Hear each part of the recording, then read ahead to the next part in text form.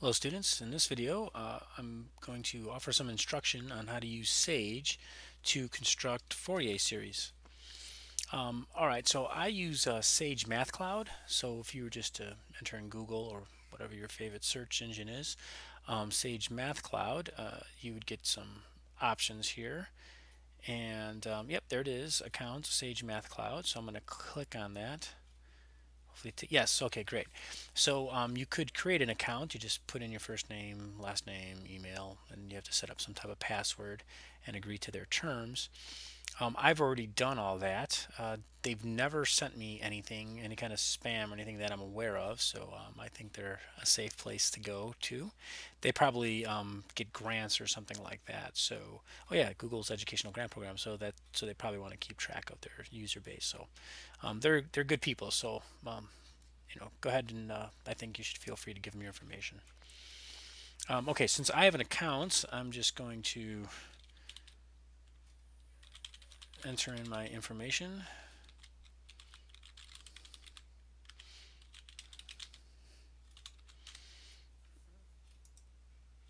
And okay, I already have some projects set up. So now when you create a new project, you could give it a name. So um,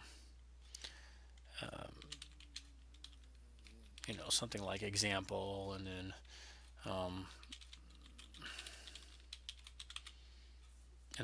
you create the project.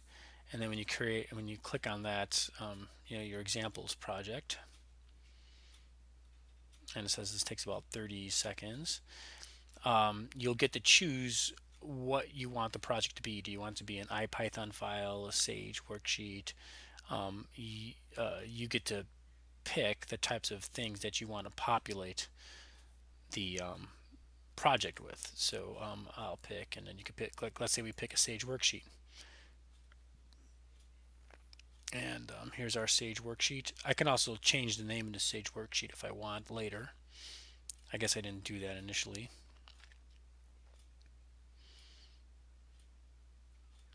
And you'll be on your way. The other thing you could do, I'm just gonna get this.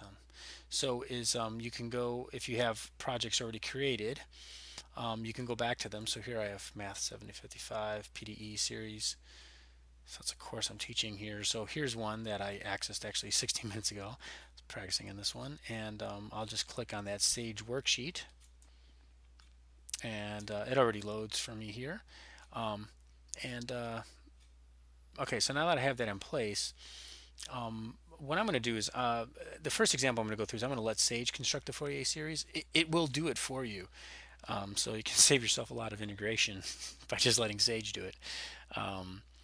And that should just also give you an indication as to how mechanized computing the Fourier coefficients is.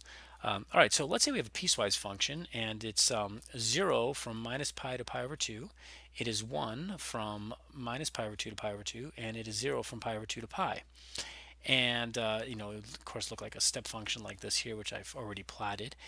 But to define that, I define the pieces, and then I say f equals piecewise, capital, and you have to have parentheses for the piecewise function, and then the braces, the outside braces, will contain the inner three pieces, and it's real simple then from there.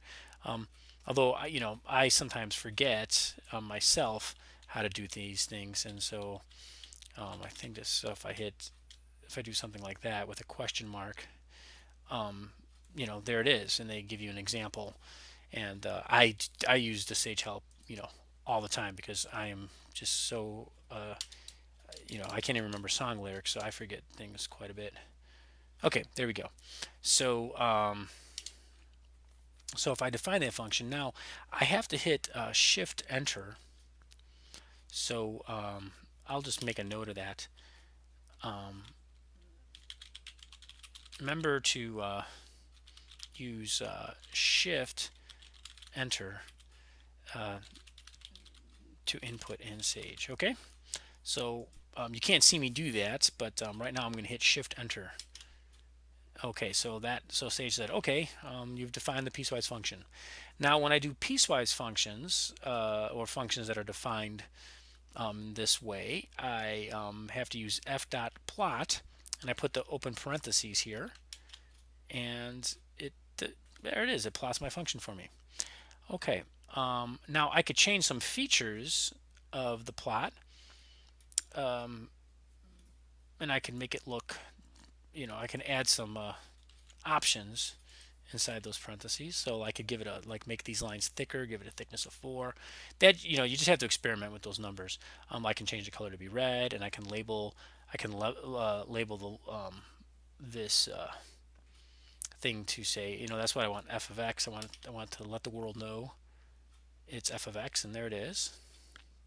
So those are some of the options you can use. Okay, what I did here was I'm going to overlay plots. So I'm going to define P to be that plot that I just created. When I do the Fourier series, I'm going to call it Q, and so I'm going to show them together when I overlay these two plots. You'll see. Okay, so let me bring this up. Okay, so now I'm going to compute the Fourier series. Here's the command. So I do f dot, and then it has a, the f, it has a bunch of options, that I can do with it. Here are all the things I can do to f. So I just hit the tab key. I hit f period and then tab. And these are all, so you don't even have to remember what you can do with f. Those are all the methods that are available to f. So, if I did f dot Fourier, and then it will give me some options, and it could give me the sine, cosine coefficient, whatever. But I like to use the simplify function just to clean things up. And I'm going to do the first 10 terms of the series. And right, so I'm going to then expand up to pi here, right? So okay, here let me do this. F dot Fourier. Oh yeah, that was the right one. Sorry. Partial sum. Yep. And so they tell you what the potential input is going to be. Now the pi in this input here tells the length of the interval. So the as if I'm going from 0 to pi. Okay. I know I'm going from minus pi to pi. But like in their example here, they have a 1. And yep, and here they are going from -1 to 1. So it's assuming it's symmetric. So you're going from minus pi to pi in this case. Okay. So so if you're wondering what was this input of pi here, okay, I'll leave that help up. And I'm going to do the first 10 terms. So if we do that, it displays the first 10 terms. We can do less. You could do more.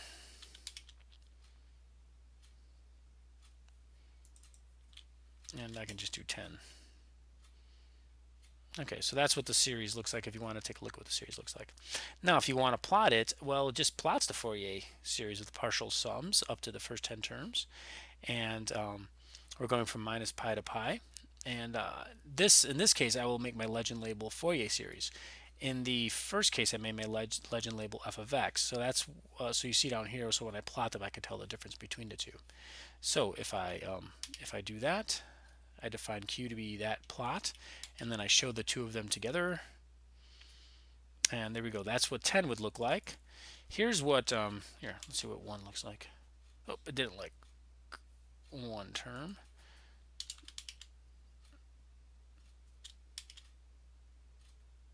So there's what 2 terms look like. So it'd be 1/2 plus 2 cosine. So it's so the low frequency stuff here just gives you a crude approximation. And then if you want to refine the approximation, we have to start adding terms. So let's give it up to 5 terms. And yeah, now it's starting to look like the step function. And we can go up, let's say 25 terms.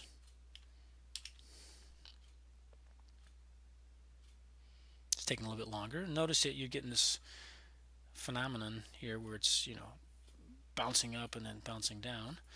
That is something called Gibbs phenomena. You see that when you look at heart machines. You see the blips.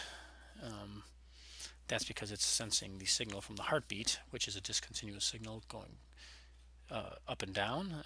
Right? You're switching off to on, and so it's beep, and it goes up, and it travels down, and it goes down again, and it overshoots. So it's having trouble resolving this discontinuity.